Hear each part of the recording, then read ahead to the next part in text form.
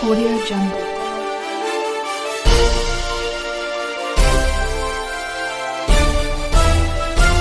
Audio Jungle.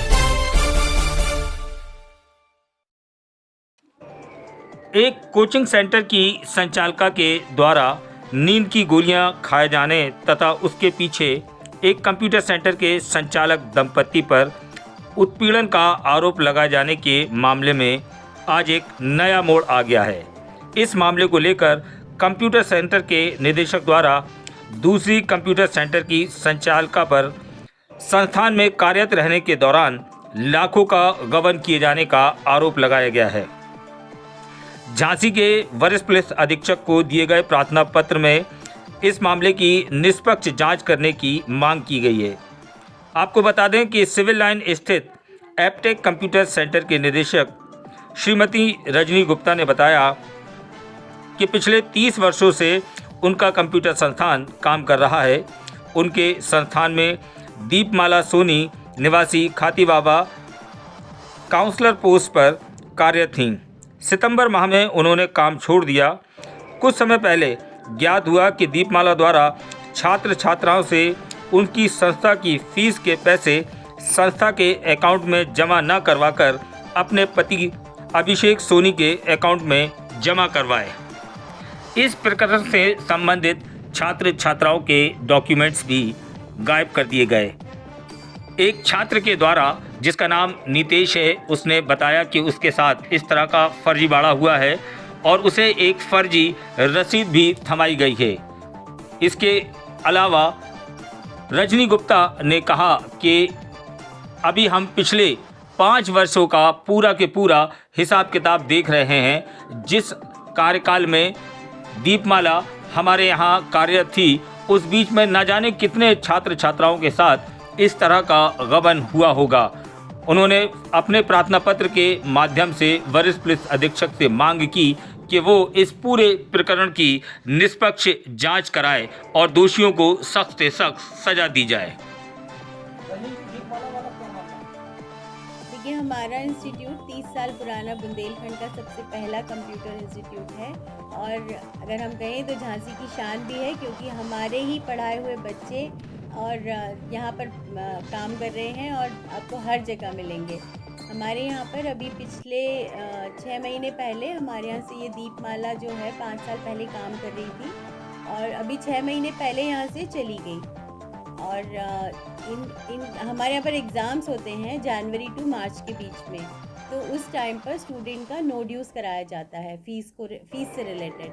तो एक student Nitesh करके जो स्टूडेंट है, उसके थ्रू हमें ये पता चला कि उसने जो अमाउंट था यूनिवर्सिटी का, वो दीपमाला के हस्बैंड अभिषेक सोनी के अकाउंट में उसने ट्रांसफ़र किया था।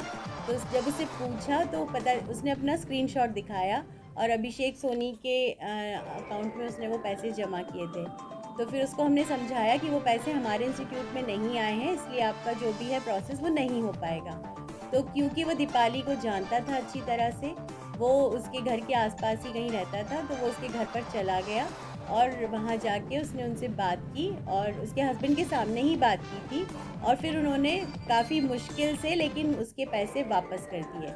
फिर उसने दीपमाला को जो है वो इंस्टीट्यूट से भी और उस लड़के से भी एक तरह से रंजिश टाइप की हो गई और उसने प्रेम नगर थाने में उसकी रिपोर्ट करने की भी कोशिश की थी। लेकिन जो भी हो, इंस्पेक्टर को समझ में आ गया था कि इन्होंने गलत किया है, तो वो रिपोर्ट हुई नहीं थी। और इसके बाद उन्होंने एक बीच में कोई फर्जी कॉल भी कराया था, तो उससे लेकिन उनको ये बात समझ में आ गई कि शायद हमें अब काफ़ी चीज़ें पता चल गई हैं और तो उससे उन्होंने मतलब जो भी उनको अब टेंशन हो गया है, शायद उनको ये लग रहा है कि उनको सारे पैसे वापस करने पड़ेंगे। तो उसकी वजह से ही मुझे लगता है कि ये सब हुआ है।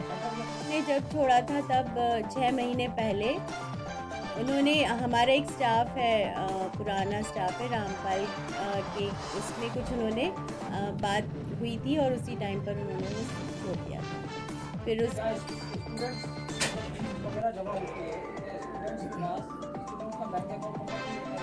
होता है जैसे काउंसलर थी वो हमारे यहाँ पर, तो जो काउंसलर ही सब बच्चों को गाइड करती है और इंस्टीट्यूट के अकाउंट में अभी तक वो पैसे जमा कराती भी आई है।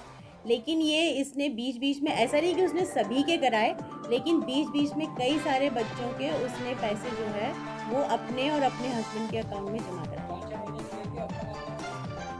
क्योंकि हमें ये एग्जैक्टली नहीं पता था। सितंबर में वो गई है और अभी जनवरी फरवरी में जब अब ये बच्चों के एग्ज़ाम का टाइम आया, तब जब बच्चों के नो ड्यूज़ के लिए उनको कॉल किया गया कि आपके एग्ज़ाम्स की डेट आ रही है और आप अपना अकाउंट क्लियर कराइए, तब बच्चों ने हमारे पास आना शुरू किया। जैसे कुछ बच्चे जो पैसे दे चुके हैं वो तो ये मान के चल रहे हैं ना कि उनको कोई पैसा देना नहीं है।